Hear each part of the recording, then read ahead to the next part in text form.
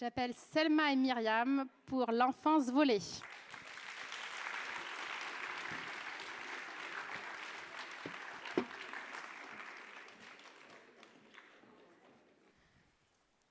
Mesdames et messieurs les jurys, aujourd'hui, ce n'est pas une simple histoire dont on va vous parler. ce ne sont pas seulement des dates Des photos, ou des rapports. c'est l'histoire de plusieurs millions d'enfants dans le monde. Aujourd'hui, vous avez devant vous l'enfance brisée d'un être humain. Un enfant. Un enfant qui, au lieu d'apprendre à lire des histoires, a appris à lire la colère dans les yeux de celui qui devait le protéger. Un enfant qui, au lieu d'attendre un câlin, attendait le prochain coup. Un enfant qui, au lieu d'aller à l'école, devait travailler. Et ça, mesdames et messieurs, ça ne devrait jamais exister. Jamais. Parce qu'un enfant ne choisit ni sa famille, ni son foyer, ni le monde dans lequel il tombe. Il fait confiance, naturellement, aveuglément. Les bleus disparaissent, les os se ressoudent, mais la peur, elle reste. Elle s'installe, elle grandit avec lui. Plus de 1 milliard d'enfants dans le monde, soit plus de la moitié des enfants âgés de 2 à 17 ans ont vécu Au moins une forme de violence, physique, émotionnelle ou sexuelle dans l'année. par exemple, des punitions violentes à la maison ou des agressions sexuelles. En Inde, plus de 10 millions d'enfants travaillent surtout dans ces secteurs mal payés et dangereux, causés par la pauvreté. Une pauvreté qui oblige des familles à lutter chaque jour pour survivre, se nourrir et se loger au point de ne plus avoir d'autre choix que d'envoyer leurs propres enfants travailler. C'est le cas du Kenya ou des Philippines. Entre le travail forcé des enfants et les violences qui leur sont faites, règne un monde sombre. Plein de violence. Le trafic d'enfants. Chaque année, des enfants sont victimes de trafic et forcés d'être exploités ou de travailler.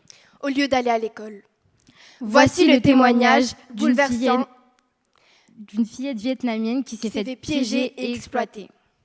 J'habitais dans un village au Vietnam, j'avais 11 ou 12 ans, quand on m'a tendu à piège pour me pousser à aller visiter le Cambodge. J'ai été kidnappée. Quelques jours plus tard, je me suis retrouvée dans un endroit au Cambodge. On m'a enfermée pendant plusieurs jours, sans lumière et sans nourriture. L'importe est un jour ouverte, on m'a donné quelque chose à boire. Je me suis réveillée le lendemain matin, nue sur le lit, avec un mal de ventre. Un homme est entré dans ma chambre. Je me suis mise à genoux et ai supplié qu'il me laisse un peu me reposer et soigner mes parties génitales. Il m'a battue, m'a allongée sur le lit et le cauchemar a continué. Voici le témoignage bouleversant d'une fillette Victime du dangereux monde du trafic d'enfants. Mais il existe également de la violence issue des domiciles familiaux dans le silence de certains foyers. Des millions d'enfants subissent chaque jour des violences familiales, parfois infligées par ceux qui devraient les protéger.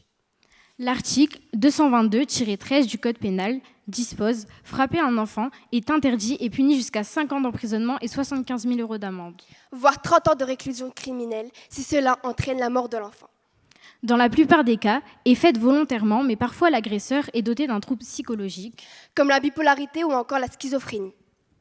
Mais la violence infantile n'est pas seulement physique ou sexuelle, elle peut être aussi psychologique.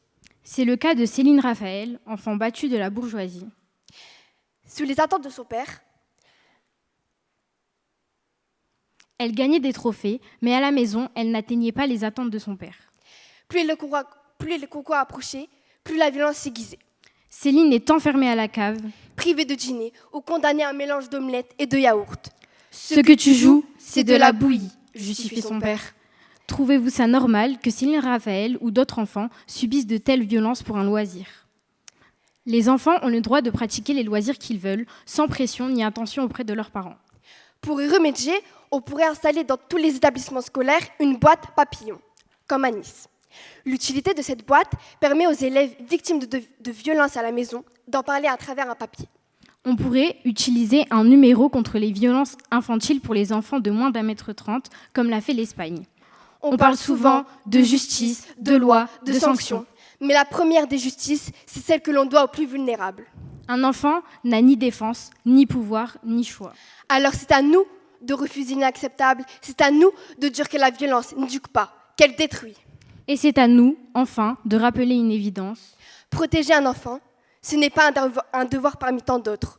C'est le premier.